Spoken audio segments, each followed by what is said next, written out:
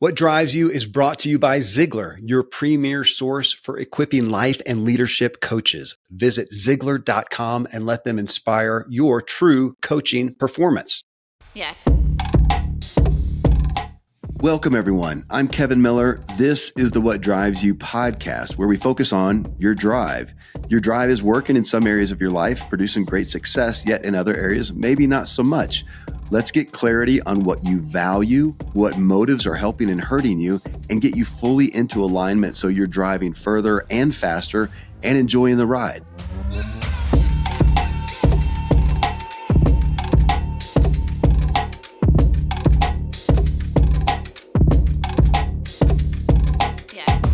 An exhaustive review of the best sleep habits. I mean, you're driven by your values. And today we discuss the value of feeling good and we look at sleep. So think about this. Everybody must eat every day, but we can eat junk food and feel like crap, or we can eat wonderful, healthy food and feel great, right? Well, it's the same with sleep. Every day we sleep and we can do some things and get horrid, non-rejuvenating sleep, or we can do other things and get great, recharging, refreshing sleep. I've learned also I can't always judge my sleep on how I think I slept. We hear that a lot. Oh, I think I slept great. I mean, sometimes I'm out like a light. I wake up in the morning. I feel okay, only to crash later in the day. Doesn't make sense. Other times where I feel like I tossed and turned quite a bit. And I wasn't really, super spry when I woke up, but I really had good energy all the day. Well, this show's about the tangible habits that we can employ to give ourselves a better chance of getting quality sleep. I'm talking with medical doctor and functional medicine expert and my close friend, Randy James. As we unpacked good sleep habits, we were actually kind of surprised to realize just how many integers there are regarding our sleep quality. From the food we eat, of course, to, prior to sleep, or even that day, to our mattresses, to light and sound, and even the topic of our last waking thought. I mean, what we actually thought would be kind of a quick run through of good sleep habits and a short list turned into a much longer discussion as we really unwrapped it and resulted in us realizing just how many things can affect and influence our sleep quality.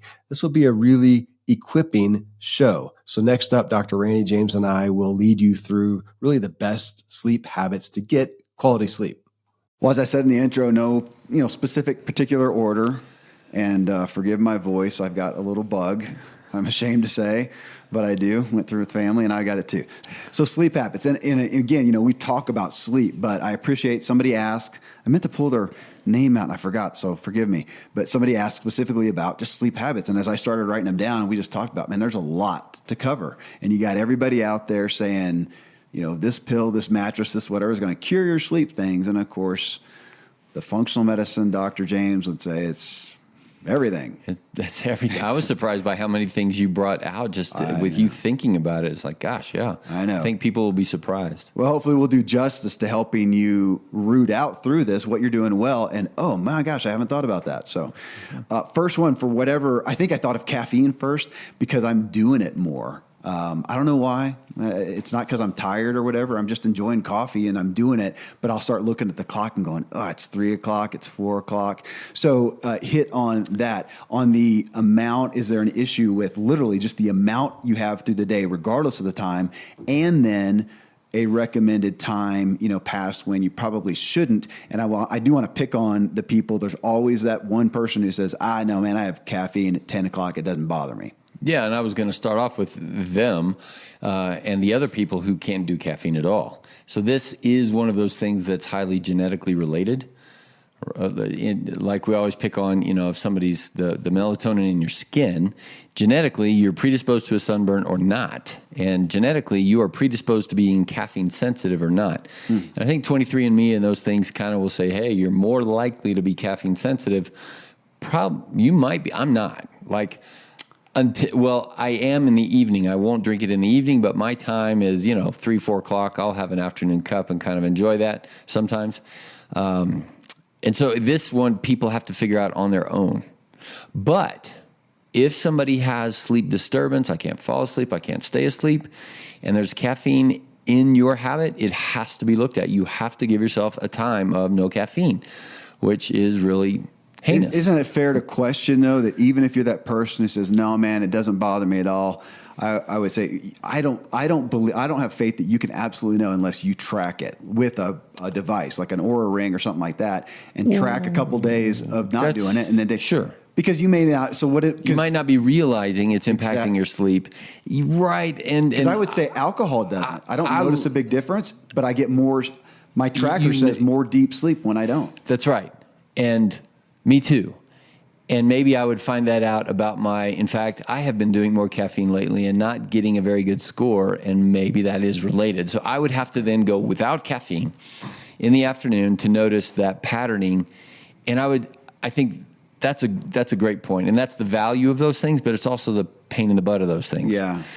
So if we go back over here to somebody who says, I am having a sleep problem that I perceive, then definitely take a look at caffeine. If you're the kind of person that you want human performance enhancement and to be becoming better, then track and be brave enough to go without that. To the guy who says, I can drink caffeine all day long and it doesn't bother me, well, prove it. Look a little deeper and prove it. And if you feel like, I fall asleep, I stay asleep, but you get up and you're tired, there's a telltale sign. So again, we could talk about sleep overall, but caffeine. So is it fair to say, obviously, if you're one of those people who drinks an entire pot of coffee during the day and amps up with coffee, even if you don't have it late, could that be affecting your sleep? I'm always going to say it does affect your sleep. Okay. Does it affect it enough for that guy to notice it or not? So a caution. Same thing. And on the other side, a caution, but also we have vilified caffeine or coffee. Right, like there is now the evidence and statistics and all that, but it does a heart good to read that some odd study in Brazil says that if you have 3 cups of coffee a day, you're actually going to live longer and happier. Yeah, let's go with that one. But that one and the one that says that a glass of wine or and 2. A glass of wine. Yeah, and dark chocolate. Yeah. But again, is it fair to say? So if people are saying, okay, just tell me, would you tend to say, for most people, you're best off, safest to not have it after 3, 4, 5, what? Yeah, I'm going to say now when we come to these conclusions, there's less science and a whole lot more personality. Okay. Kevin and Randy in our style, I would say. Well, I'm going to listen to you because I trust you, so I'm asking. I'm going to say enjoy your morning cup of coffee and don't feel bad about it. And then enjoy your early afternoon cup of coffee when grandma and grandpa are over to the house. And you're like, hey, would you guys like a cup of coffee kind of a thing, rather than, it's time for my afternoon cup of coffee. That's how I kind of like, somebody will show up with coffee in the office in the afternoon. It's like, it's a delight. Yeah. And okay, well, then I do want to throw out there to watch out for the, 8 o'clock you're at the restaurant and I'll have a Coke. And it's a lot of caffeine and sugar if you're doing regular. Yeah, and then caffeine in the night. In America, where there's a sleep epidemic, and we've got 15 things impacting that sleep disturbance epidemic, caffeine is by definition one of them. So why poke a hornet's nest? Just enjoy it earlier in the day and not later in the day. Yeah. Next one, of course, it's a huge one, is food. And again, I want to put that, obviously the foods that you are sensitive to, that bother you, that could disrupt your digestion, keep you awake. And then, how much you eat, just overeating. And then again, how late. Timing. Yeah. So can we leave off the type of food? Okay, so that's a whole different story, right? And let's just assume people are trying to eat well, whatever that means in their parlance. They're trying to eat well, and then the main things that hit people in the sleep world are reflux is a big one. So if they have the diagnosis of reflux, GERD, gastroesophageal reflux disease, or heartburn, or whatever they call it, we can go back over here to, well, what are you eating to lead to that? That's a different kind of story, but that's going to impact your sleep. And so definitely, if somebody is in the reflux kind of a place, I would say, okay, well, number one, you shouldn't be there. That's not normal. And if it's impacting your sleep, that's just another downstream domino, and we should talk about that. And then, but what to do about it specifically down the sleep kind of impacting pathway, I would say, is size of the meal and the timing of the meal. Okay. And so if we had to set up, and you always ask the question, well, how early should one eat? And I would say in general, and there are now developing studies that are looking at this, is to try to shoot for 3 hours to be done, to be empty, 3 hours empty before you're going to bed.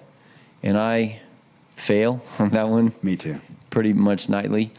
We eat our meal plenty of time ahead of that. So I'll have my meal, try not to overeat, and I'll do that. But I'm generally going to snack, even if it's, on a good day, if it's 3 dark chocolate covered almonds or something, and on a bad day, it's that and some, something salty for me, salty peanuts or whatever it is. But yeah, I think a lot of us, yeah. and somebody saying, gosh, if I'm having trouble sleeping, is that impacting? The answer is yes. The question is to what degree.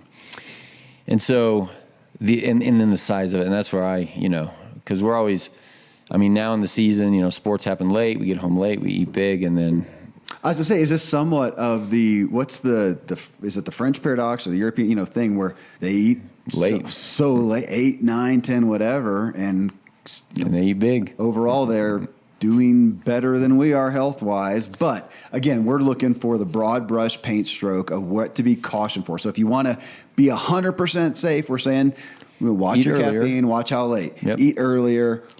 Watch what you're eating as far as what's offensive to you. Yeah, and the amount. Yeah, like for me, for some reason, popcorn will wreck my sleep. Huh. I don't know why, just know it. So so figuring out what it is, and then how late, and that's so hard with our TV culture, especially. That's when you want to. But that's worth people's awareness. Yeah. Yeah. I was going to say liquids, but we talked about coffee. Before we look into liquid overall, the next one is culprit is probably alcohol, which, well, again, alcohol in general. Period. How much? How late? And, that's the one where we know it helps me go to sleep. Right. But the surveys say that it then disrupts your level of sleep later. That's right. We cannot say that is true for everybody all the time, but we could say pretty thoroughly across the board that alcohol will help you fall asleep, but it does not help you stay asleep or the quality of your middle sleep. Yeah. And so if somebody, and this is people like us, where you're in business and you're really stressed out and you want to, just relax in the evenings, and that habit starts to form, and then it's I'm waking up more tired, and then here comes more caffeine, and that tends to be the typical American habit.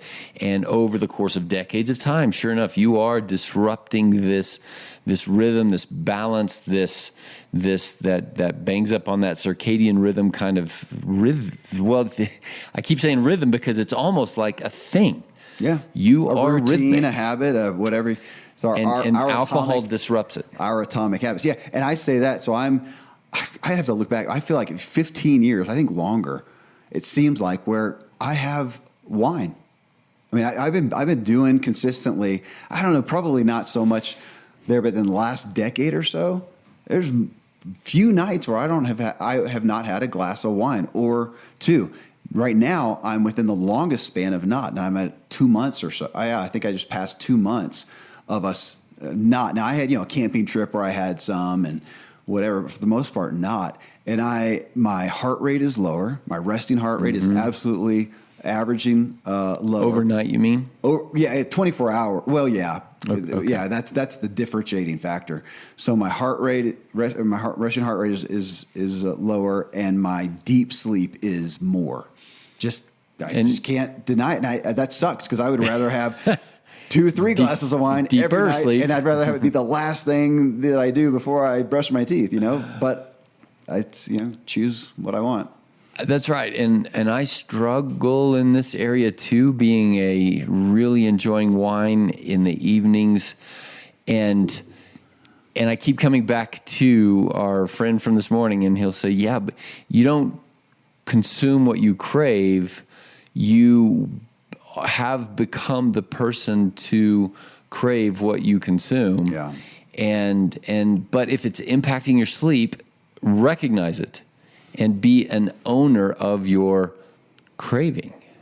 And this, I do want to throw in here. I mean, we're talking about this stuff and admitting our own appetites, that there is, I do, sometimes I look at something and go, okay, is this best or not physically? So we're talking about sleep, for my performance, whatever. But would it be joyful for my soul? Right. And righteous there. But now, if I'm doing it, I need that joyful for my soul every single day. And I'm going to go back to you, cake and ice cream and wine and whatever. If your soul plummets without it, there you go. Would it, right? Like if celebratory or medicinally, right? Fair. Yeah. If you're looking at the prospect of going on a different kind of a camping trip where you're with people who don't do that, and you're like, better not, and it's torture, then ask the question. Well, I've had to look at that now. So I'm 2 months into this. We'd have a whole show probably on alcohol. 2 months into it, and I'm kind of past the, it's dinner time, and gosh, I miss it. I'm a little bit past that. I probably still think about it. Well, I mean, honestly, you always will. Yeah. No different than I miss my mama's cooking from, that's however true. old I was. That's the joy and the soul connection, and it's not wrong or bad or immoral. But in our culture, like, so much of that is wrapped up around, mama's home cooking was sugar and cookies and all of these things that also have a harmful bent to them. And this isn't this fair to say, just like caffeine, that it is absolutely going to affect some more than others? We were just with a friend of ours who's probably, I'm 165. How much do you weigh? Yeah, 165. Yeah. He's probably 280. Something like that. Big dude, tall, big. And he talked about having this little, it was a hard root beer. A root beer. Like 5% homemade root beer. Yeah, 5% alcohol or whatever. And he says he's such a lightweight, So putting that in there as well, that, one glass of wine at 7 wrecks somebody else, and it may not somebody else, and you got to figure it out. Absolutely. Just like caffeine. Okay. Well, so be aware. If we also talk about tea, there's lots of sleepy time teas as opposed to caffeine teas. You can talk about that if you want to, but then I did want to talk about, regardless of what the liquid is, it's going in your bladder. It's going in your bladder, and that I struggle with, because now my tendency is still, I'm not having wine, so I'm having seltzer with some lemon, whatever. Do you get up at night to go? Lately, I've been just I'm sleeping a little deeper, I think. And I'm just withstanding it. I wake up in the morning and I got to go. I'm probably still, not half the time, maybe 25% of the time, I still have to get up and pee, because I drank seltzer water. So about 25% of the time, you're going to get up at about what time? 2. 1, 2. And fall back asleep. I fall right back, generally, which we'll talk about that in a second. But generally, I fall right back asleep. Generally, sometimes my mind will start going. So a lot of people will say, but I've always done that ever since I was little, and I get up once a night to go pee. And so the way I would approach this is, it's by definition sleep disturbance, by definition, right? And so, but is it bad? Is it enough disturbance that you're going to not have refreshment when you wake up and you're not doing your normal sleep rhythm? And the most common time is going to be right around the 2 to 4 a.m. if somebody's going to bed around 10, right? And in the sleep physiology, we could call that the second half of night. Like, you've gone through stage 1, 2, 3, 4, and now you're sort of on the second half, and there will be a snuffle, I call it, a rollover, a snort, and you're not conscious most of the time. But if you get up to go pee and you come right back to sleep, then I would tell people that's probably okay. That's not one of the things that I'm going to pound on as abnormal. So, multiple sleep devices that I use, or that I have used, and it was interesting looking at some of them, and I'll get up and pee, and it won't register that I was awake. Sometimes it will. Yeah. And I thought, that just makes me mad at the device. Well, okay, but I was just thinking there's sometimes when I stay pretty restful, and sometimes when I really wake up, that again, even the fact that you could wake up every night and is it fair to say you could wake up to pee every night, and it's not just, I guess that's what you were saying. It's not super disturbing. And that's right. Others, you're barely disrupting your sleep cycle. And for others, it really, and for other people, it's a chasm. Yeah. Right. Of now I have to start the whole process. It's going to take an hour. So if it's a one time a night time, so nocturia, if it's one time a night and you wake up refreshed and all that, I'd say, okay, we'll leave that alone. But if somebody says, is it bad? I'm going to say, well, it's not good, right? It's not helpful to wake up every night. And so then should Kevin Miller change his drinking habits in order to avoid that? I would say, well, be aware. Yeah. And I am cognizant, and I'm trying not to. That's my goal, is to not get up and pee. Okay. But we are also 50s, and this is the age of BPH, benign prostatic hypertrophy, where, in America, the prostate tends to get larger, and nocturia tends to be one of the problems. And so a lot of people hearing this will say, well, yeah, now I'm waking up twice a night, 3 times a night. And I would say, okay, this will wreck your sleep eventually. And so here we are in the epidemic of, not necessarily insomnia, but sleep disturbance, and our prostates are, it's not prostrate, everybody. So it's just prostate. Lying prostrate on the ground, prostate on the ground. And is involved. It's involved. So if people are saying, yeah, I'm getting up at night and it's really bothering me, then we will say, okay, you're just going to have to draw the line of no liquids. Generally, the first line is after dinner. And you need, if you're going to be done with dinner by 6 or 7, that's the end of all liquids. And I think that's a reasonable line to draw. You still stay hydrated, so you're drinking more earlier. And people need to know it takes about 30 days at least to transition that. So you have to make the change for 30 days at least before you're going to say, okay, that helped me to not pee at night. The rhythm has to change there. And most people, they'll say, oh yeah, I can totally tell the difference. And then we're back to, well, what about sleepy time and these other kind of things? And I love tea, and I would sip on those things at night, kind of a thing, and generally don't wake up at all. And would counsel, yes, that would be a reasonable thing that you can do that would help. There's lots of teas that can help down that pathway, and I do think that's a good thing if it's not triggering a nighttime urination. Yeah, we do have sleepy time tea. I don't do it, but sometimes the kids will do it for stuff.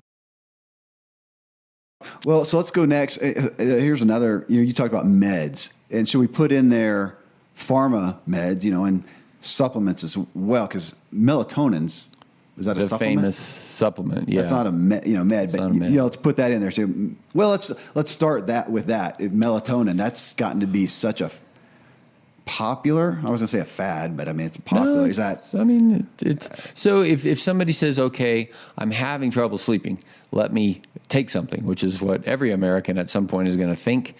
Is it good, bad, right, wrong? And I would say, well, I mean, we didn't order these things in any particular order, but if somebody is reaching for melatonin before recognizing alcohol and all these other things, I'd say you're trying to game the system. Well, as you say, a nutritional supplement is supplemental, meaning it's supplementing something that we are missing, right. You're not giving your body what it needs to make its own melatonin, right? Your lack of sleep is not because you have a deficiency of melatonin. You might have a deficiency of melatonin production because you're not exercising, your sleep schedule's all whacked, you're too stressed out, you're not hydrated, and whatever other reasons. Those are the foundations of sleep that we all take for granted.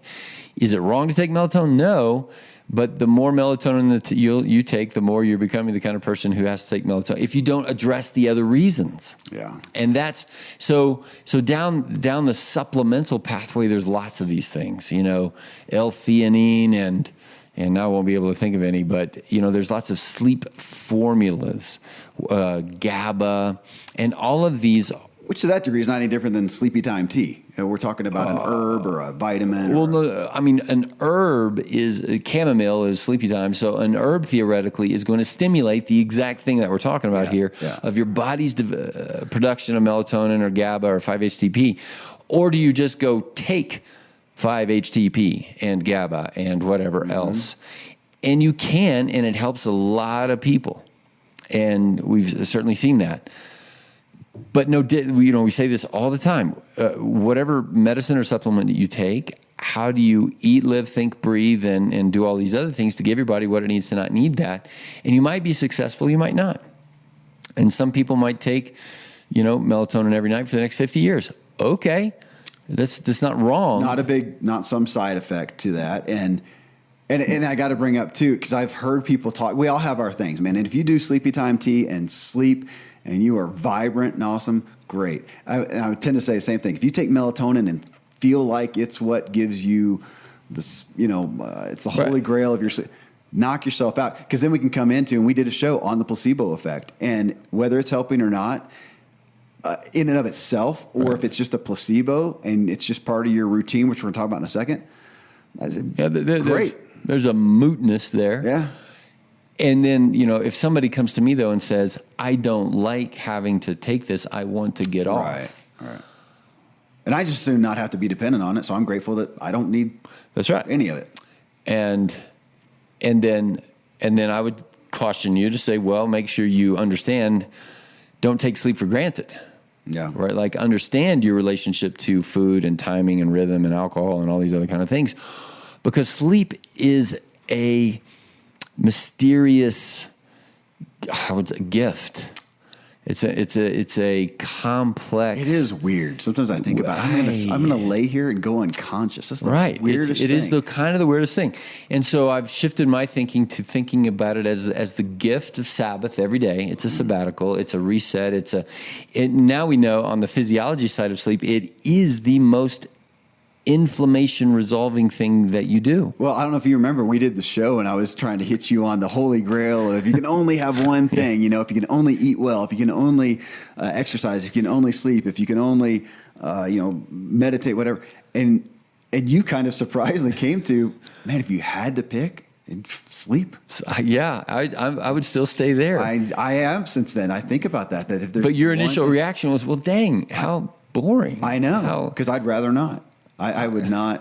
I'd just rather not. I'd rather produce and take some awesome, thing. This person comes up with a pill and I don't have to sleep.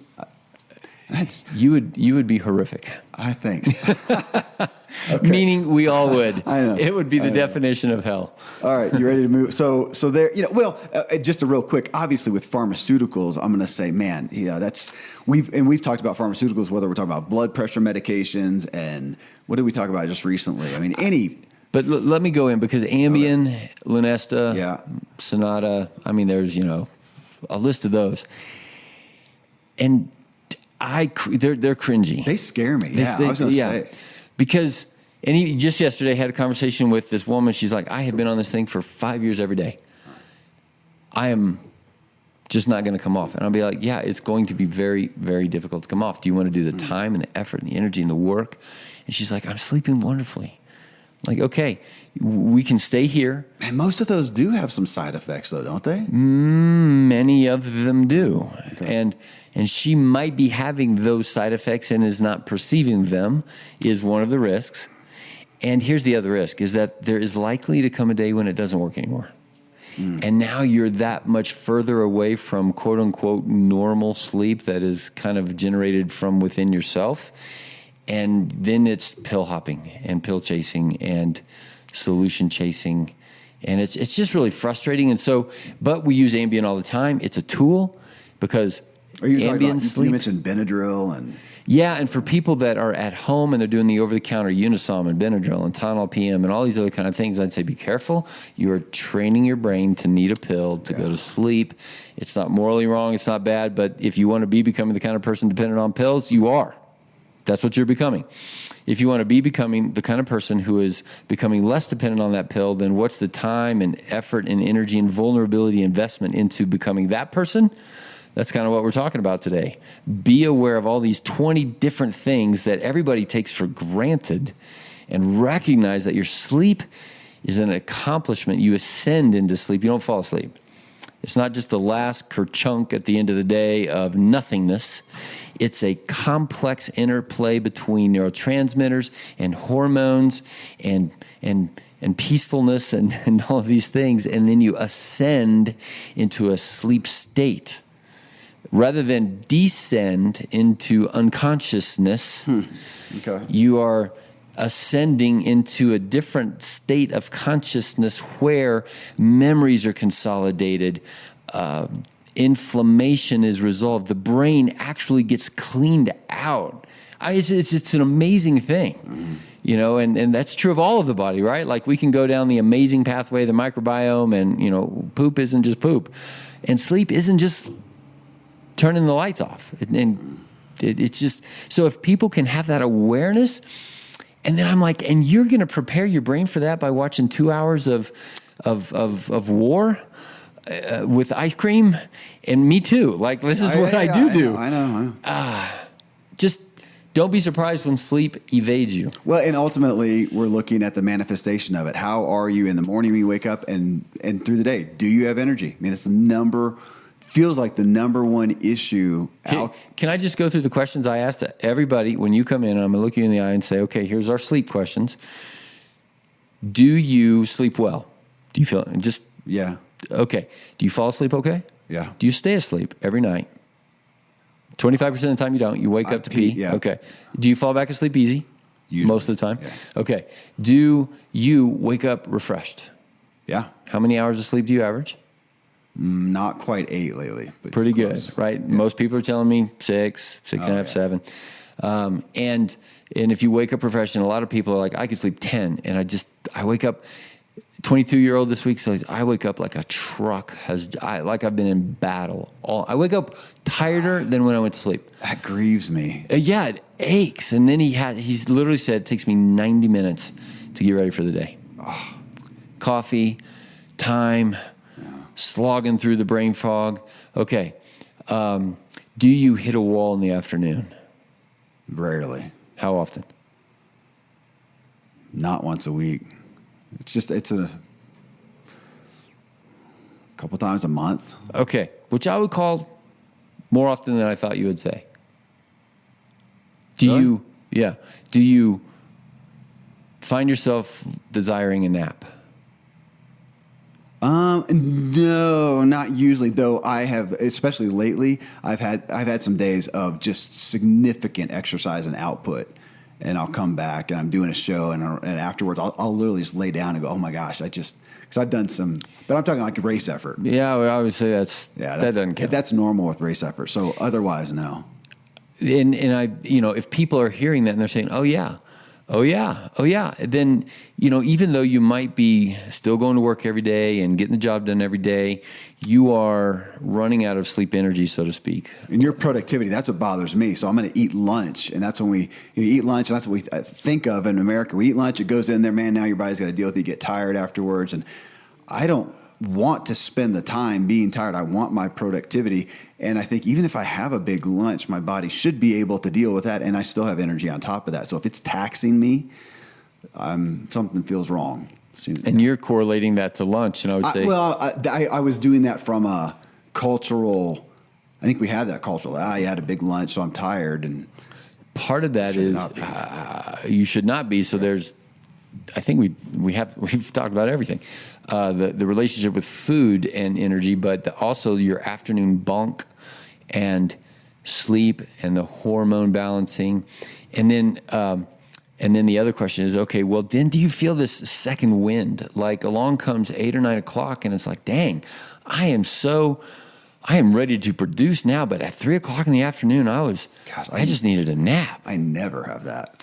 Well, me either. 8 or 9 o'clock, man, I'm getting ready for sleeping. That's great. That's the way it should be. But many people are not that way. And they're like, yeah, I have this second wind. And some people are like, if I don't hit my sleep window by 9 o'clock and it's 10 or 10:30, I won't get sleep till 2 or 3 because I have this rebound effect. And that's part of the sleep disturbance epidemic that we are in America. And I want people to understand that you didn't just wake up and catch this, right? Like it's a culmination of all of these things that we're talking about over time, the rhythm and the habit, but there's patterns.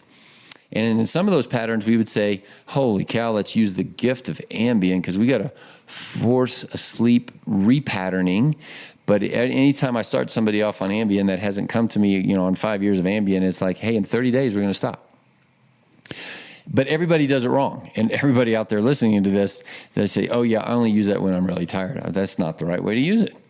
it's if you, number one, don't get really tired, and change the underlying foundation, but then when your sleep cycle is off, we're going to change the sleep hygiene or the patterns, and we're going to use the Ambien or even the melatonin for 30 days to reset the pattern and then have an exit strategy. And then the question, if you're not getting tired, why? Well, let's keep going. You mentioned TV. So we have screens, and there's the issue of, generally when you and I are talking about screens, it's just, how close to bed are you watching screens? Are you blue light, whatever? But then you also mentioned or referenced, what are you watching? So if I'm watching a nice, slow, Hallmark, sweet thing or whatever, or am I watching something that has me on the edge of my seat and I'm in anxiety? I do that, because you got me reading fiction books again, and I found every once in a while I'll be there doing my little nighttime ritual and I'm reading a book and realize, oh my gosh, I'm excited. It's something exciting. It's not what I want to do now. I need a chill book. This also touches on kind of the spiritual component of what's your mindset and your heart set as you close your eyes and snuggle into that pillow. What's the last thoughts of the day? It's always convicting to me to sometimes wake up in the morning with a song in my head. And I realize that may have been the last song that I heard. And I think it's been playing going on in my head all night long. And I woke up and here's this song. What are those lyrics even saying? But just more so, what good could I be putting in that's playing? And, people have heard about people listening to tapes or whatever at night of these messages. And is there concreteness to say, if you do that, it equals this over here? And I would say there is nothing in the sleep world is concrete. It's this mysterious thing. We're hypothesizing towards optimal, best chance. And that's where, you're the Hallmark guy. I'm kind of the Hacksaw Ridge guy. Just kidding. Thanks. But and both of us are doing the books, and that's right. Recently, I'm in a good book, and it's just get to the next chapter kind of a thing, and I've been conscientious of that because there's also the point where I'm like, oh, my eyes just closed a little bit longer there. And okay, now I'm ready. I do too. It's like a great signal. And I close the book and in general, fall asleep pretty fast. Mm-hmm. And in general, have trained in a conscientious, here's my last thought of gratitude, of gratefulness, of thank you, God, I don't really linger on what happened in the book. It's the deep breath. But that's not natural.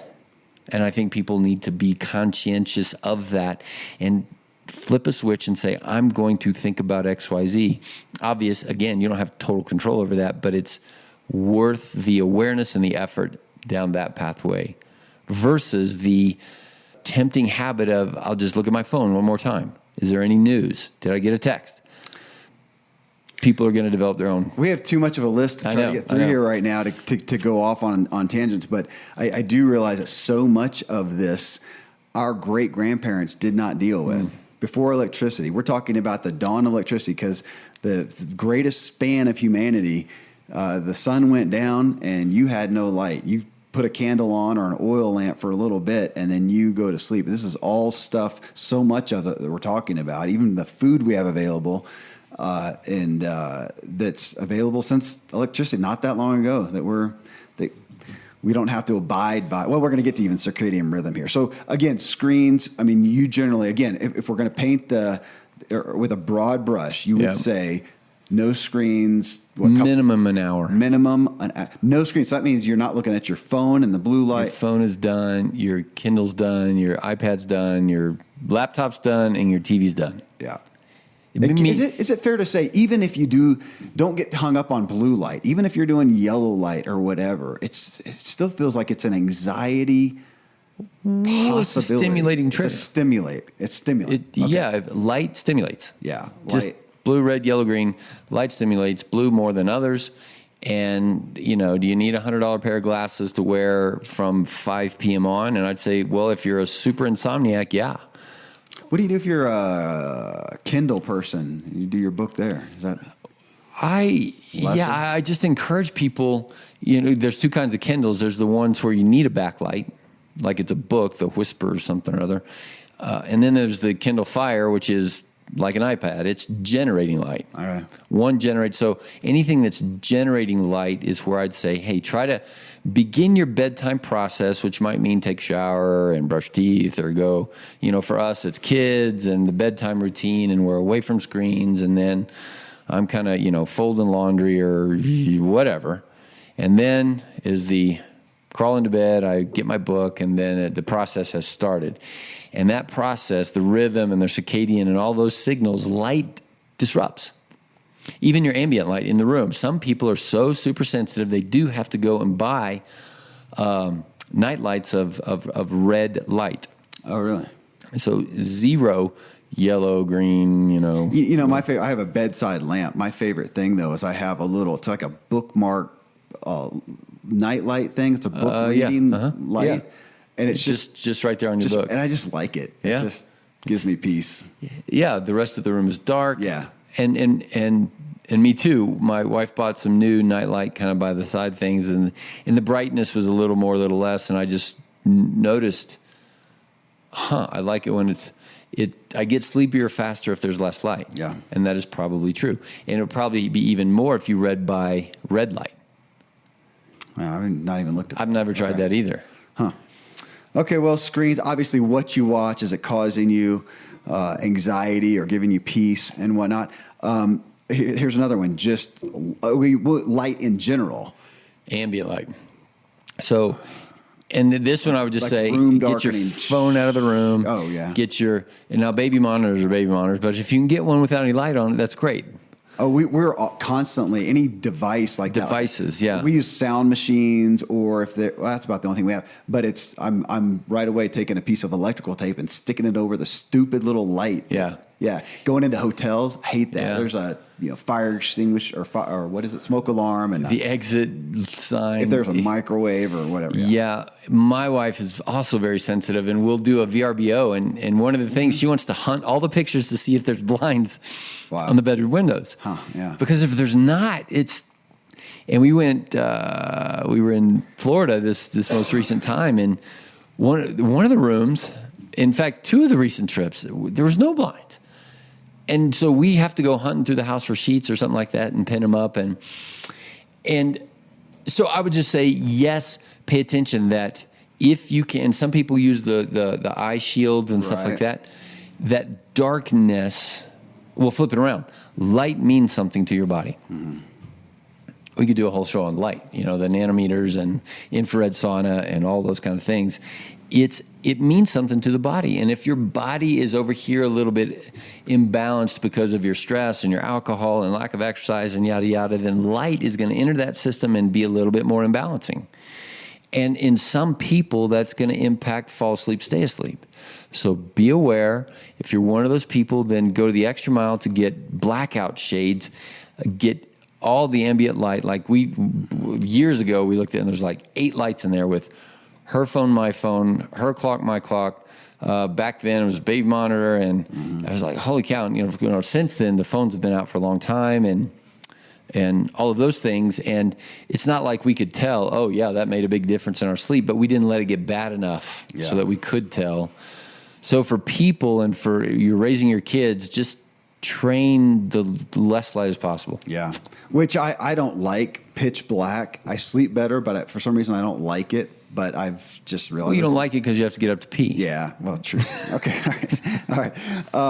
Let's see. Sound. That's another one. Obviously, is sound. And those who live in New York City and there's sirens going by and whatnot. For us, I never did sound because I always lived like I do now out in the country, quiet and stuff. But then you get kids and you get teenagers up at night, and heck, if the wind's blowing or we've had to close our window because the elk are bugling or whatnot. But we generally use a sound machine. We do too. Okay. For the last 10 years, we have a fan because we don't have an air conditioner. And now, if I'm by myself camping out in the woods, especially if I'm just doing car camping, I'm in my van or something like that, I love the absolute silence. I love it, but that's rare. It's hard to get. I don't like it anymore because, like in a tent, I hear the sleeping bag rustling and that's true. Absolute silence is a little hard for me now. And there is also now did you know that there's white noise, and now there's pink noise, and now there's brown noise, and some other kind of noises. Brown noise sounds stinky.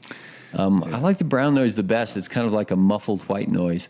And Well, I'm joking. I think that's what we use now. I think we went from white to brown. I think my wife does brown now. I don't know this literature, but pink and people are now conjecturing, okay, since we have all these sleep monitors, which noise is the best? Which one contributes to better sleep? And so there's and some people are going to be brown, and some are white, and some are pink, and some are When we whatever. first got them, they had you get rain, thunderstorm, beach, whatever. And if it's any variation, I don't like can't. it. But Right.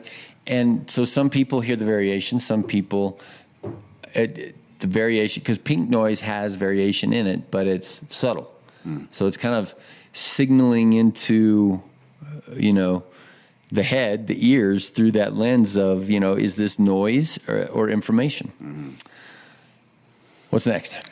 Well, no, I want to skip that. I mean, we'll come back to just your routine overall, but let's just say the bedroom.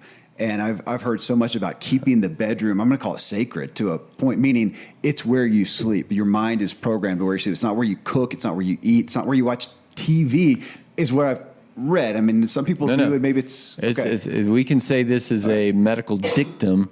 The bed is for sleep and sex, right? Okay. That's it. So if somebody is saying, I can't fall asleep, I would give it, like for me, I'd give it 20, 30 minutes. And that's the recommendation, 20, 30 minutes, 30 minutes at the outside, and then get up and go read. Don't go eat. Don't go turn on, screen light, but go out into the living room or whatever and read for 30 minutes and then try again. Don't create a connection to your brain where a bed is where you lay down and don't sleep. I've heard that, and I don't have the issue that much, but... Right, don't lay there and lay there and lay there. So if you're doing the insomnia, which we'll talk about in a second, but if you're doing that, don't get up. Get up and start the cycle all over again. Don't get up and stimulate. Correct. Okay. Yeah. And famously, people would go and eat. Well, eat and TV. That's all people do. And then they read. But if you eat and go to the TV, then you stay up. Like, don't try to go back to sleep, because even if you did fall back asleep, I guarantee you that the next night or the next night is going to be another problem. You are now training poor sleep habits. It's interesting. We built a house that's big. It's almost 5,000 square feet. Our bedroom is not that big. I don't know why. If I built it again, I'd built it bigger. But with my big custom king size bed that I built in there, there's not a ton of room. We don't do anything in there. I mean, I dress, and of course there's a bathroom in there, and I sleep. And I like that. I do like that. It's like when I sit in my car, I'm in the car. I'm in there to go somewhere. And when I walk into my bedroom, I'm either there for an article of clothing, but generally I'm there just to go to sleep. So I like that programming. Yeah, me too. I mean, we're the opposite of you, where our bedroom is instantaneously to the kitchen. Yeah, but it's still fairly small. It's not some huge thing. There's no sitting room. You don't have no TV in there. No TV. Yeah. And the only thing we do in there is, dress, shower, and sleep. Yeah. Which is the way it should be. Well, and along with this, even having that, I had the thought of, does the sleep, so I think about this with my kids specifically, does it feel safe? Is it a safe, warm, inviting? You said sacred, and I would say, is it sanctuarial? Yeah. So is it a place where you feel safe, non-threatened? And, I know for a lot of people, you're in a high rise in Manhattan and stuff, but you should still do things. What are things that you can do so it is a psychologically safe, inviting, welcoming? I have a little girl up in a bunk bed, and it's like a cocoon. I was going to say a nest. Yeah. This is nesting. Yeah. And both of my kids too are, there's the bunk bed thing, and they're like, it's a cocoon. They've got pillows and blankets and animals, and they bury, and they've got their little bitty night light. And I love, and I was wrestling with one of them on the underside the other day. I'm like, this is really cool down here. It's your own little world. And he's like, I know. We have one like that too. Yeah. Well, let's go to the routine schedule. You mentioned, I think you even said circadian rhythm, which we got to go back to the before electricity, especially. I was going to say, so this is a big deal, and it's if anybody wants, if you Google circadian rhythm, and so I think 2014, 15, 16, somewhere around in there, the discoverers and the characterizer, we've known about circadian rhythm for a long time.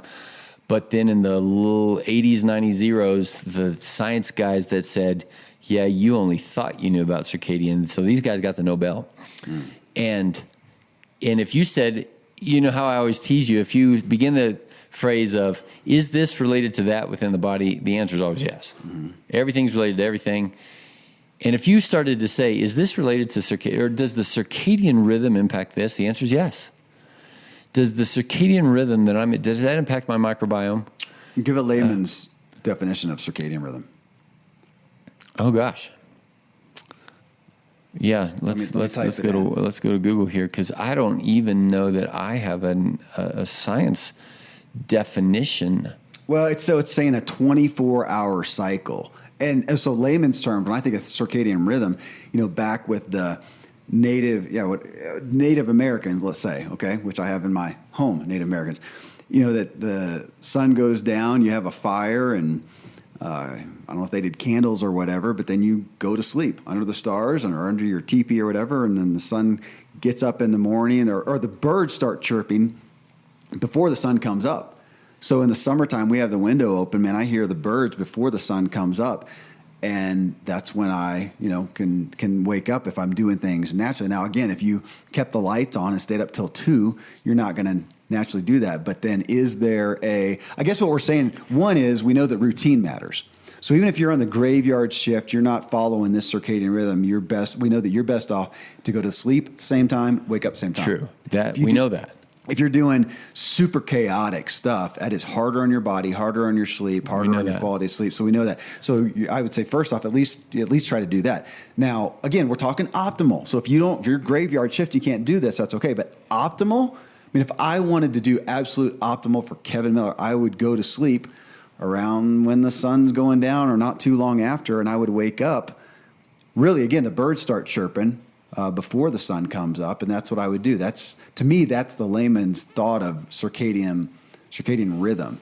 So the closer I can get to that right now, and right now I'm not too bad. Right now the sun is up late. It gets dark at it seems like it's late, 8:30, 9, whatever. And if I'm going to bed 9:30 or 10, that's not too bad. Even 10:30, and then waking up at 5, 6, whatever time, not too far off. So even to look at that, how far off? So you're not too far off in the summertime. That's true. Wintertime on the northern latitudes is the thing.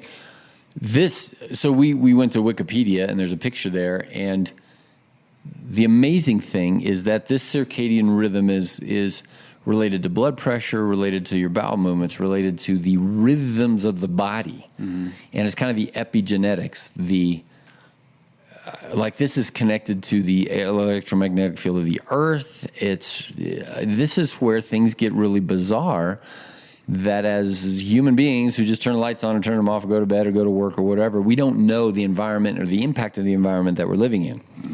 So to optimize that, I would say, well, you don't have to go read the Nobel laureate, yada, yada, 20 years of research that went into this.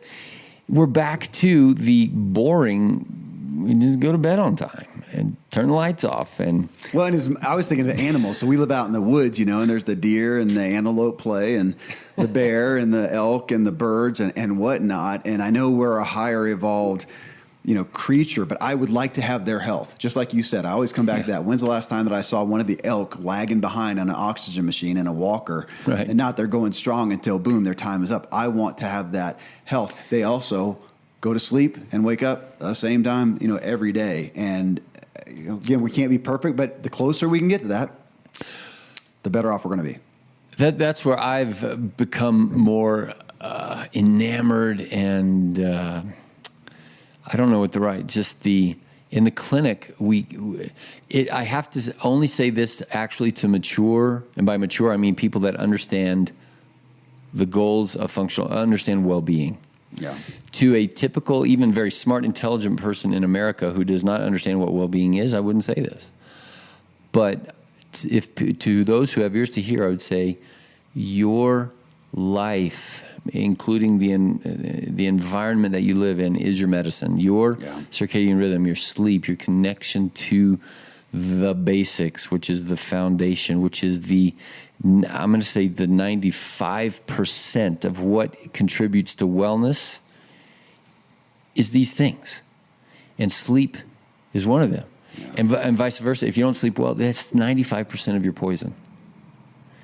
And we as smart, intelligent people hate that because it sounds... We're killing it because our appetites want what we want. I want to stay up and I want ice cream. I'm a modern American and I can afford these things and doggone it, this is modern progress. I can have whatever I want to eat and there's always a new show. So I can always watch something or a YouTube video. Always. And even old shows. Yeah, darn it. Exactly. One thing that I skipped over here too were we talked about sound machines and stuff like that, is mattress, pillow, and blanket. I mean, my gosh, we see so many, get the Tempur-Pedic super duper deluxe mattress that levitates and whatever, and it'll cure all your sleep things. Or get this custom what do they call it? Hypoallergenic. Whatever, pillow with this kind of form that does this to your neck. And blankets lately, I've seen a lot on weighted blankets. And so thoughts there. I mean, I don't know. I'm on a good mattress. I'm on a brand new, it was an advertiser, Bolster Sleep mattress. I'm on it. It seems awesome. I like it. I used to use a custom pillow with neck stuff. Now I just use some big kind of heavy pillow and my little 10-year-old came home the other day and he's like, Dad, do you sleep on purple? Oh, that's a mattress company. Right. I'm like, what are you talking about? That's right. He's like, well, if you don't sleep on purple. He's a walking like, what are you watching? And so there's the skeptical side of, I mean, my gosh, how many thousands of years did we sleep on a rock? Well, I'm thinking about the Asians on their little rice pillows, reed mat. Yep. Yeah. Okay, so Chosen. You got me. We're watching Chosen. The series. And they're out in the woods. Oh, it had Jesus character in a tent, and he just kind of lays down on his side with. It looked like near nothing on a rock. Yeah. And so here we are again, trying to complicate matters and that kind of thing. But I've had multiple people come back and say, that the weighted blanket changed their life. We know now in autism, so over here on the autistic spectrum, that these weightedness, did we talk about that? The Temple Grandin story of autistic child got stuck in one of the cattle chutes. They were a farming, ranching family, and this, 10-year-old, but autistic, kind of debilitated, was following mom around or whatever.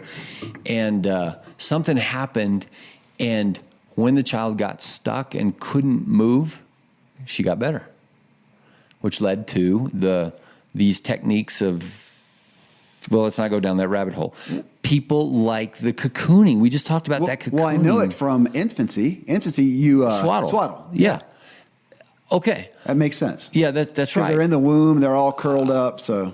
And so there's something, and here again we're in the mystery of why in some person can you use a weighted blanket and it clicks them into a deeper, better, some odd kind of a sleep. Because right now it's summer, we have the window open, we're on the second floor, and a lot of times I just have a sheet. But do you ever sleep with nothing? No. Can't hardly do it. Cannot do it. Like that feels. I mean, if I'm in Texas in the summer and it's no air conditioning or whatever, maybe just out of survival, but it's not comfortable. But even then, I want something. Get a fan on me and then put a blanket or a sheet, a screen, anything. Yes. Yeah. It's so. Okay, so we can all say, yeah, me too. What is that we need, that cocoon or whatever, and then maybe somebody else feels the weightedness of that. Another one is the chili pad, or that's the one company I know, the temperature. And you don't have an Oura Ring, but one of the things that the Oura Ring measures is temperature. And so here we are again, the complexity of sleep to say, I think this was Matthew Walker who said, okay, like a lot of people have cold hands, cold feet. Yeah. And he said, yeah. You told me this. Yeah. You typically, it's very hard to fall asleep if your feet are cold or your hands are cold. Which I struggle with. I'm a cold hand. Me too. Sometime on a rare occasion, I'll get up and get them warm water going, and then run back to bed. Right. Like just get them warm to break that cycle. Because if I don't, I know it's going to take a while. Yeah. Okay. And my wife, wintertime, she'll come into bed with socks, and then a few minutes later she'll have to take them off. So you typically won't. It's just funny. We should get into sleep fetishes like that. Like my wife wears socks, but will often have her feet sticking out of the covers. No socks, and if my feet are sticking out, monsters are going to eat them. Yeah, that's right. So they got to be tucked in like military at the bottom of the bed. Do you remember that movie from like the 60s where the twins and they poured honey on the girls' feet and the bears came and licked them? No. That gives me like heebie-jeebie That's nightmares. And I'm not sleep tonight. That would be another one, is curing nighttime phobias. Phobias, right. Bears licking my toes. Okay. But anyway, the mattress, and here I think it matters. Your pillow matters. Mindset matters. Choosing to hate your pillow. Going to bed saying, "Oh my gosh, I hate my pillow." No, it just. But can you land anywhere on? A lot of it is habit, mindset, habit. Like if right now you and I went camping or whatever, you know how the first night of camping is just terrible. Yes. But by 2 or 3, you're like better. Yeah, it's better. Typically, still bad. It's still bad, and we did one where 4 or 5 nights in, you're like, son of a gun, if I'm not sleeping. And remember Crocodile Dundee, right, in the hotel room, and he right. he had to, to make a pallet on the floor, kind of a thing. So I slept for months on the roof of a house in Tucson, Arizona. I was living there. We were cycling, training in the winter, and I slept on the roof that have flat roofs out there. So a buddy of mine, there wasn't room inside the house really. We moved in with a bunch of guys, slept up there for months. And when I went back to my parents' house, got in the bed, and I then scooted out and went on the floor. So I experienced that to some degree. Point being, but that comes back to the question of, should people be out there fretting about their mattress? Do I need a $2,000 Tempur-Pedic adjustable, temperature adjusted? Right. I don't know. And at the same time, we have a Tempur-Pedic, and it really helped my wife. Do you? Yeah. But like the temperature thing, I worry about. Obviously, if you've got the temperature fairly reasonable in the room, your body should adjust. I was going to say, shouldn't your body? And somebody's going to say menopause and hot flashes. Yep, thyroid, all of these things. Yep, absolutely. So what has been the information going into your hormones for the last 50 years is going to impact your current sleep status through hormones and thyroid and leptin and all of those things. And so people they're not going to reverse the physiologic trend by getting a $5,000 mattress. I have a patient. I was just speaking of mattresses, and she went and she needs to be super duper hypoallergenic, and there is. So I'll just cut to the chase. Have you ever heard of a horsehair mattress? No. So it's like from back in the 1800s. If you have horses, you can collect their hair as you brush them and all this, and they would make a mattress. Okay. Do you know how you can buy them? Guess the cost. It's probably stupid. What? $110,000. Oh, come on. I Googled it. Google doesn't lie. Come on. Okay. $110,000 for a hypoallergenic horsehair mattress. So people are looking for craziness out here. My dream is just somebody to give me a foot rub to go to sleep. That's way less than $100,000. That's way less. Yeah. Okay. We were in Japan, and I enjoyed the tatami mats. Those squishy mat kind of things that with the rice pillows, the simplicity, I thought, this might. Do you remember back with water beds? Yes, I hated those. I did too. I mean, but again, whatever you sleep. And notice how they're gone. Well, nobody's doing water beds. I did notice that, but I mean, these days it feels like. We're not given any prescription here. No. Should it be firmer? Should it be softer? Should you use a pillow that cradles your neck and does the angles neck. And to that degree, I'd say test it, and whatever does it for works, you, knock yourself out. You were mentioning temperature of the mattress. Some people question the temperature of the room. Should you keep it below 70? Should you do whatever? Feels like, again, I don't know, whatever you're. I would say cool is better. We know that. Yeah, it seems like cooler is better. But if you live in Austin, Texas, and you can't afford air conditioning, get a fan, do the best you can. But it seems like cooler is better. Cool is better if you can. Exercise. And by the way, it's those Austin people where the chili pad might even be a better economic suggestion. That's true. I hadn't thought Right? about that. Okay. So it's not aimed at, living in the Rockies. Exercise is next. I don't know why we left it this long, because to me, I don't know anything else. I wonder if it may be, I felt like it's maybe the number one thing that helps me, is I'm almost every day, I'm doing something. Used to say that. I used to say, what's the number one medicine for sleep? Good exercise, consistent rhythm. What's the number one thing that's going to help you exercise? Good sleep, restful, rhythmic. And these days, I would not be quite so, belligerent on that point, but I would say it's in the top 5.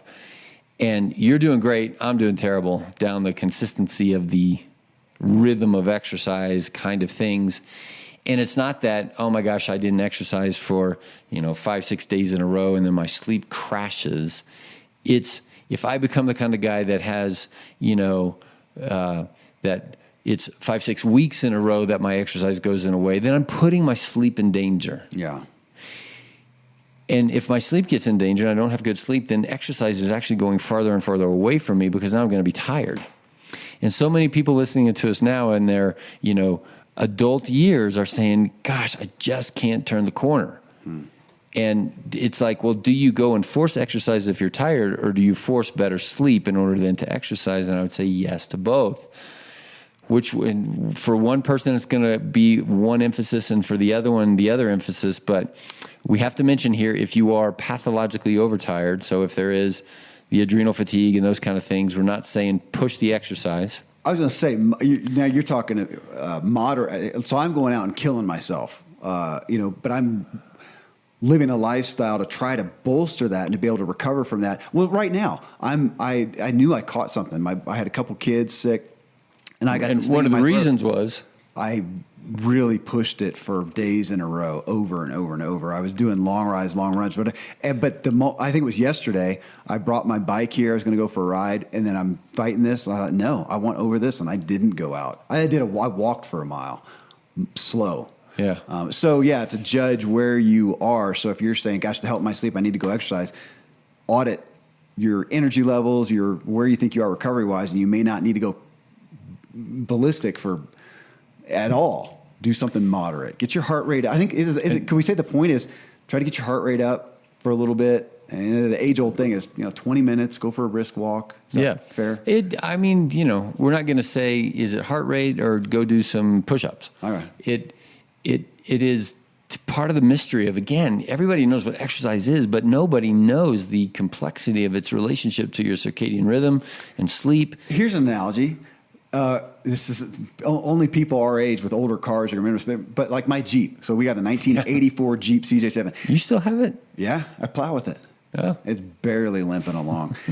So we start it, and you first get it started. If you can get it started, you got to use starter fluid and massage it and speak to it nicely and stuff, and it gets started. And the idle's set real high. Like that. Same thing with chainsaw. I had gas chainsaws out here. Start chainsaw like that, and it gets up, and then you can hit the accelerator or hit the gas thing like that, and it goes. Idle comes down. For some reason, I've always had that in mind with exercise, that I'm going along in my day and I'm kind of here, and especially if I'm anxious and I'm worried and I'm dealing with the busyness of life, that sometimes I felt like I do want to just go out and blow it out exercise-wise, and maybe I feel like that, kind of come up here, and it's what allows me to then come back and go, and just let it down, let the idle down. I like that thought. Don't know if it's totally fair, but I do think it's fair if that high idle. By that we mean when you exercise, it's just not heart rate, but it's also heart rate variability, and it's also your breath and the amount of breathing. It's also the stress, and it's the recovery from the stress. All of these things in. And in fact, I was reading about exercise as relates to weight loss, and we're getting close to saying it's like I was talking with you about it. It might hardly matter. What matters is, did you exercise? The kind, the amount, the length, the breadth, the height, the whatever, the exercise, because all forms of exercise are going to do mindset, breathing, heart rate variability, the idle that you're talking with today's about. mental health issues, I'm more focused on exercise for that than maybe anything else, even for myself. Yep. Yeah, totally. And for me, the reason why I wouldn't be exercising is because I'm stressed out in a too busy, too whatever. My schedule's wrong. I get home too late. I'm too tired. Blah blah blah blah blah. And days goes by. Yeah. And it's not good. So I've lost margin. I've lost all those things, which isn't going to help my sleep. And so based on that, if people are in that insomnia or sleep disturbance kind of a place, and they're like, oh my gosh, yeah, it's been weeks. Don't exercise tonight and expect it to fix your sleep problem. But over the next weeks, put it in there, exercise in the way that you like it, do what you like to do, and understand and be aware that that is impacting your sleep health. Yeah. Snoring. I mean, that's such a big one. Snoring, and I wanted to put in there devices. Yeah. You know, like on a mouthpiece and CPAP. I was just saying the high side, the CPAP, but a mouthpiece. Yeah. We did a show recently, I think we called it How to Breathe, and it was on nose breathing. Folks, if you haven't read that, the benefits of at night breathing through your nose, not in your mouth, which I am still struggling with. I'm still working. It's a work in progress still for me. But snoring is something that I started doing, and my first treatment that seemed to work, and I realized I do a lot of time on my back, and my lower jaw would drop. Mm-hmm. And so I got the idea from reading something, got a mouthpiece. You can get these little mouth guards. You can buy them at, I think, Walgreens, Walmart, whatever. Did that, and it stopped it. Now, it also keeps my mouth open so I can mouth breathe. So I have to tape over the thing to stop the mouth breathing with it. But there's my little thing that I've done. But I was having problems with snoring, keeping my wife awake, and of course it's disturbing my sleep. And using a mouthpiece, and I've been playing recently with what are things you put in your nose? What are they called? Not a canister. The dilator? Yeah. Well, yeah. Okay. Uh-huh. You buy a little dilator, stuff nasal up your nose. Dilator or the Breathe Right strips. And yeah, Breathe Right didn't help me. So those are things that I play with, and so but go from there. Well, I think that's one of our earliest memories together is the phrase that what you think is normal is probably not normal. Yeah. Shouldn't be. Yeah. And in America, people say I snore, but only when I'm tired, or only here, or well, he's always done that. Doesn't bother me for a sleep partner. And I say, well, it's kind of like saying, well, I have breast cancer, but just on one side. Mm-hmm. Like the other side's totally fine. Mm-hmm. And so snoring is not normal. So it's always pathology. That's almost a volatile statement. Right. Like some people are going to hear that and say, oh, what a whack. Especially I'm going to pick on gender, for men, you're older man, you snore. Yeah. My dad snored. And your wife puts up with it. My wife is, yeah. Yeah, I know. I don't understand how. I don't either. It's just, especially the buzzsaw snore. And I've been used to my wife, Kevin, just turn over, do something before I was doing these things. But yeah. Well, we were camping man weekend thing. I don't even know if I told you about that. So we're in a cabin, and the first night, I was like, I just can't take this. I remember you and I going to the one event, and it was like 14 guys in one. Man, it was like a chainsaw convention. It's just. I was like, all right, just relax. So the next night, I go downstairs with another dude who couldn't stand the snoring in the room, and he was buzzsawing, and I'm like, you've got to be kidding me. And I was like, all right, just relax. He'll stop. And he didn't. So I wandered around finding a quiet place and finally did. And he was embarrassed the next morning. He said, yeah, about 25% of the time I do. And I was like, what does your wife do? And she's like, she'll just poke me and I'll turn over. And anyway, it's not normal. It is pathological. It is impacting your sleep. The human body is meant to breathe through its nose. And here we are again, right? The average ENT doctor is going to say, oh, yeah, let me tell you about that and go on and on about it. But the average human being is going to say, what are you talking about? Mm-hmm. I've never been able to breathe through my nose. I have allergies or whatever. And I would say, well, you can think of that as normal, but it's just not. And it's creating an impact. And by definition, it impacts your sleep. Your sleep is not as good or restful or rhythmic as it could be. The book Breathe by James Nestor is the one that we referenced when we did that How to Breathe thing. And it is talk about convicting, man. When you read, because this dude's a journalist. He's not a health and wellness, not a doc, not a whatever. He's just a journalist, and they did these tests of only breathing out of the mouth, which and not that sounds like torture. And the wreckage that did.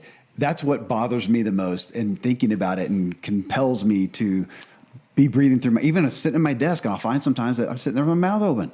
And breathe through. So if you want to really we can listen to our show, you can listen to that, or you can just trust Dr. Randy James. He says, man, we are made to breathe through our nose in general, but at night, huge. In particular, oral health is big. How often you get sick in terms of, the pressure on on your lymph nodes, meaning, strep throat and those kind of things.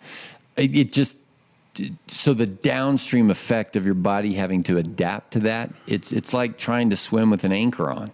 And so what do you do about it, right? Like that's kind of the next thing. There's all these devices. Well, I do want to point back to food, because I know, especially prior to me using some of these devices, which, I'd look at that and go, why do I need to use that device? Right. It's a crutch, but if go bigger than food and inhalant allergies, food sensitivities, what's going on in your house. But I wanted people to, I know that if I do the big bowl of ice cream, it's sugar, especially dairy, causing mucus and stuff. Those things I knew, and my wife would testify, I snored more that night. So again, going back to what you eat in regard, I think, is it fair to say, mucus especially, anything that's going to create. Yeah, why are you creating mucus? It's not that dairy creates mucus in all humans. It's that my reaction had an immunological reaction that produced mucus. Okay. And that could be to dust or dog or dairy or all the above. Yeah. And that was me, right? Growing up with an allergist father. So that was part of our story with me with a catastrophic mouth. Like 15 cavities by the age of 10 or some odd thing like that. Wow. And back then, so I got told, oh, you have some kind of problem with your saliva, or you have acidic saliva, Not my fault, right? Like it's just the classic kind of medical thing. They didn't know. With my lifetime of mouth breathing, I've had one cavity. Isn't that weird? Yes, that is weird. And so what do you do about it? And I would say, well, like Kevin said, be aware of the environmental kind of things. So think through that. Do you have chronic rhinitis and your nose is just stuffy? Another one is because we don't we don't eat food that requires chewing. So we have a lot, plus we have a beauty prospect that thin is beauty. And so women in particular with not a diagnosis of micrognathia, but just a small face. And a small face equals a small nose. And we have characterized that as these tall, thin models of good lookingness. Yeah, it's like the Michael Jackson, go get a nose job, and you're going to get nasal passages that you can't breathe through. Well, for years, braces did that, right? You pulled too many teeth out and you cramped it down. Now, these days, you do need to, especially for your kids, if you're thinking about braces, they need to pull out. Mine just went through. I had 3 kids go through the expanders. Yeah. And I've got a little one. I'd call him near micrognathia. He got an underbite. And we're trying to do the myofascial work of expand that. It was in the Breathe book about And I had the braces that pulled things in. And I think for, maybe because mom, dad, ancestors, whatever, that I do have small nasal. I mean, I can suck them together. I have smaller, so I'm having to work through that to train them. And that's where the book has coached us, and it's big fat pain in the rear. I'm a little further. So I'm 2021, 6-8 months now of mouth taping most nights. But when we traveled, I didn't tape, and when we went camping, whatever, and I think I stayed closed. Nice. Which would be unusual and encouraging. So we're talking optimal, breathing through your nose, but even as we're looking at the crutches, man, is it fair to say whatever will get you to stop snoring is a step up? But be careful. The mouthpieces, you got to worry a little bit about jaw. Yeah, and that's legit, because I've had to play with mine a little bit because I can wake up with jaw pain. Yeah, and that can be disastrous. Yeah. So we don't generally recommend people go out and buy a mouthpiece. We would recommend, talk to a sleep dentist. It's worth. Now the problem is, you're not optimal. They're going to find something to build a very expensive mouthpiece for almost always. Yeah. And that is frustrating. And so I don't really have a quick go-to down that pathway. Well, just I was ignorant of them. So if you're out there and you notice that your jaw is dropping, that's something you could test out, play with. The nose dilators, the pusher outers, rather than the breathe right strip pulls it out. Oh, the yeah, nose dilators push it out. Yeah, I was uncomfortable and I'd end up picking off the breathe right thing. Yeah, I didn't like them either. Dilators, and then CPAP is now you're into the medical. So if there is any evidence that a spouse would say, yeah, you stop breathing, I would say be very quick to do a polysomnogram. These days you can do it at home. The doc still has to order it. It's probably $300 to do at home to get a very good analysis of your sleep breathing and if there's any obstruction or central sleep apnea. We do it on nearly every patient because at 8,000 feet, we just need to know. Now, one thing to be clear is the sleep study test does not give you any data on heart rate variability or stage 1, stage 2, stage 3, and all that. It's just, are you breathing?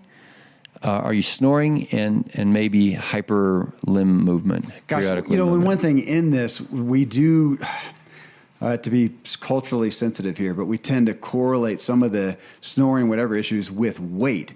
But is that unfair because it's not the weight? It's not extra weight. If we put 50 pounds, 100 pounds of fat on me, it's not the weight causing the snoring. It's just correlated to the food I'm eating. No, you're wrong. Oh. It is correlated. So there is a clear correlation. If you are overweight, you are more likely to have sleep apnea.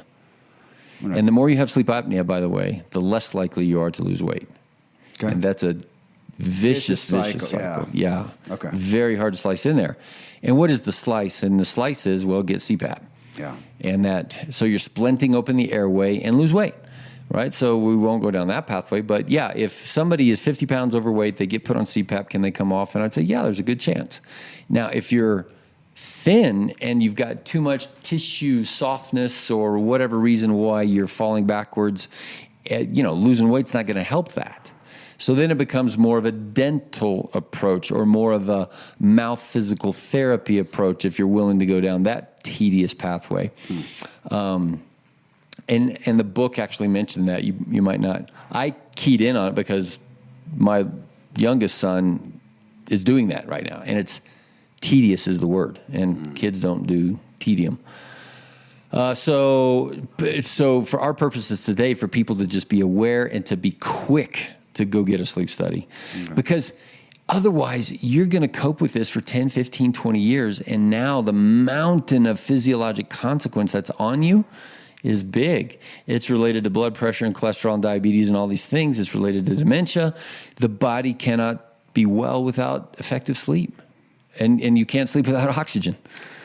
Well, right in line then with snoring is the issue of co-sleeping, which is it's a weird one. It's a gift and it's a not gift. Because it is odd. I mean, we remember back in the days, I don't know, the 50s, which was before us or whatever, there was a time when, mom and dad. His and hers rooms. Yeah. Well, or at least separate beds. Yeah.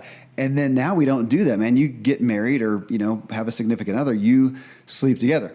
I'm not at all going to poke at that and say that we shouldn't do that because there's intimacy and relationship that's a part of it. Talk about sacred again, that you're supposed to be together and share the bed together or whatever.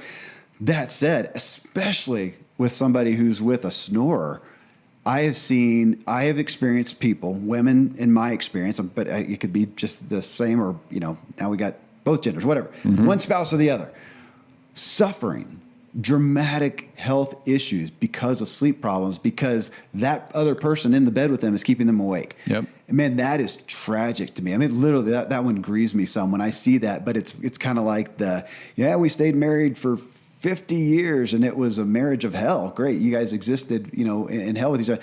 The same thing. We always sleep together and you're killing yourself. Yeah. You're going to sleep. You're going to go to sleep with finality 10 years or sooner than you should have because your sleep is wrecked because of this person. And we ask this up front, very direct. and you, yeah, most of the time it is to the woman. Is sleeping separately for a period of time an option? Is it an option? Like, or is this a no-go? And if she says it's a no-go, then I would look at the guy and say, you have to change. You have to change. Like this, like for the sake of your spouse, if this is a healthy relationship, then this one is getting hurt physically by this. Would you punch your wife in the nose? No. Well, you are every night, multiple times. Yeah. And unconsciously, now it's conscious. Okay. Well, and so I would say, just like we would say, is sugar bad for you? Well, for a time, yeah. Go away from it. Yeah, I was going to say, and this is one where, gosh, I don't want to, we're in such a volatile time of gender and stereotyping and whatever, but I can only go by experience. There's been so many times when there is, and I saw this here in the practice, when there is a woman pursuing health and wellness who's disappointed at her husband's lack of pursuing health and wellness. And the feeling over here is, well, he's just doing what he's doing, but it's only harming him. Dude, if he is not taking care of himself and he's sleeping poorly and hurting her, he may be the reason she's in here as a patient. Now that's and the interplay of cycles of all of that going on in there is, and that's why I would look at the couple and say, and of course, by then I already know, is this a healthy marriage? Is the marriage supporting or draining? Right? Like that's kind of and if you've got a marriage that's on the draining side, then, the last thing somebody else wants to do is be inconvenienced with whatever. And people might say, look, that's just not an option. Or other people who say, no, for the sake of our family, mom and dad sleep together and, we got little kids and just whatever this is, it's like, we're not going to even entertain the idea of change. Okay. Well, then we have to think of something else to do. I mean, my mouthpiece that I'm using that right now is keeping me from snoring is helping my wife's health. Which is helping your marriage. Which is helping my marriage. It's helping my kids. And now we could say that now we're talking about, spouse or adults, how many people, and again, it seems to fall on the women most. So I don't know, maybe both, but when you, what's it called? Co-sleeping with your kid. You have a baby and you have the baby in bed for 6 months or for 6 years. And what is that doing? Now I'll have to admit, and I've always struggled with being a light sleeper, probably especially in the past, I think when I was doing some things that harmed my sleep. I never slept with our kids or didn't have them sleep with me because it just kept me awake, period. Kids rough, most kids roll around, stick a hand out, whatever. And even in the past year, we've had a couple of times with one kid, our youngest, who's been scared or whatever, and come into bed for a minute, and a couple hours later, man, I got a hand on me, I got whatever, and I'm not sleeping. It's a trade-off. I mean, if you believe in, what is it, like attachment parenting? Is that where it comes in sometimes? Is whatever. I don't know. Co-sleep, whatever. You have the kids sleep with you. Maybe you believe it's good for them. We're not going to get into that, baby. Right. Is it good for you? Are you sleeping okay? Is your spouse or significant other or whatever, are they sleeping well? Through my lens, and I think most people are kind of down the pathway, well, you're not going to sleep with this kid forever. And it's generally, the kid has to learn how to self-soothe and go to bed at night and all that kind of, and we have these very, very emotional things. And so if the parent is willing to entertain, or if they say, nope, we're doing this until the kid is 1, 2, 3, 4, whatever, then, okay, you're agreeing to put up with the consequences. Just like I'm going to drive my car, it doesn't have a seatbelt. Okay. Yeah. I mean, it's not going to kill you, but it might. And you may have a kid that sleeps great, and you sleep great anyways. We don't know, but it's it's just a question. Real quick. Yeah. Okay. Okay. Last And then one. the last one we kind of thought about was that a lot of people, surprisingly, you don't think about it unless you deal with it, is restless legs. Yeah, I've heard it a lot. I've never experienced And it's when it's there, or periodic limb movement, and it's amazing because I don't experience that. But some people say, holy cow, he or she kicks me out of the bed. I mean, like, it is a kick. And of course, the other person is sound asleep. I did notice it in college one time, and I was over at somebody else's, multiple people sleeping in somebody else's room or something like that. And this one kid, I'm like, I remember, I was like, what are you doing with your feet? And the other one said, oh my gosh, he does it all the time, just constant. And I'm like, just stop that. He's like, I don't know why I do it. Duct tape those things together. He's like, and of course, back then I had no medical knowledge of anything, but that was it. That was just his. And he saw it as a self-soothing kind of how I hold my pillow when I go to bed kind of a thing. And I'm like, okay, but man, was that annoying. And to think you're going to bed with that every night if your spouse does that. So it's a big deal. No known cause, no known cure. Like, what's the underlying root of this kind of thing? Personally, I think it is going to be related to, what's the whole big picture going on. And there are some classic things. So iron deficiency, right? So just take some iron. I'd throw magnesium in there as well. And I'd throw B complex vitamin in there as well. If it's a movement thing, is it still not fair to say it could be, it's probably affected by any of these stimulants? It's exacerbated by. Yes. Oh. It is lack of settling. Okay. Think of attention deficit hyperactive kids. They're hyperactive. Why? Because they can't settle. And even the medicines that they get is Ritalin. More energy, which is speed, gets put into these kids so that they can focus and attend. And it paradoxically seems like they be still. And now we're going back to sleep, and I'm saying, yeah. It requires energy input in a different form so that you can attain a higher state of settling. And if you can't attain that because there's deficiencies in omega, vitamin D, magnesium, iron, or exercise, that's a big one for the RLS people, then your legs move and it becomes disruptive and whatever else. And so that's a vast oversimplification of what's a complex neurological thing. And I would say, no, it's RLS is a simplification of the complex non-RLS existence. When you have restful legs, don't think of that as, oh, I'm normal and I'm so lucky. Think of that as, I am so complexly, finely in tune that my legs will actually settle. Wow. Think of that the next time you're falling asleep. There we go. There's our ending. I am so grateful for how I'm sleeping, and I'm going to be more grateful tonight. So thanks for that. Well, friends, thanks for joining me on this journey today, talking about sleep.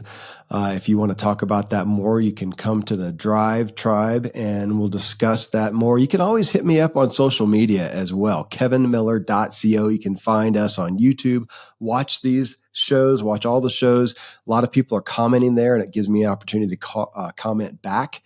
You can ask questions on Spotify.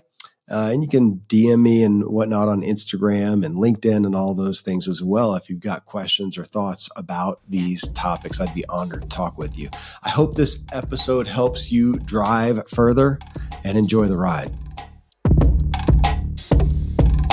Thanks so much for joining me on this journey. I look forward to meeting you in the Drive Tribe community for ongoing discussions about each episode.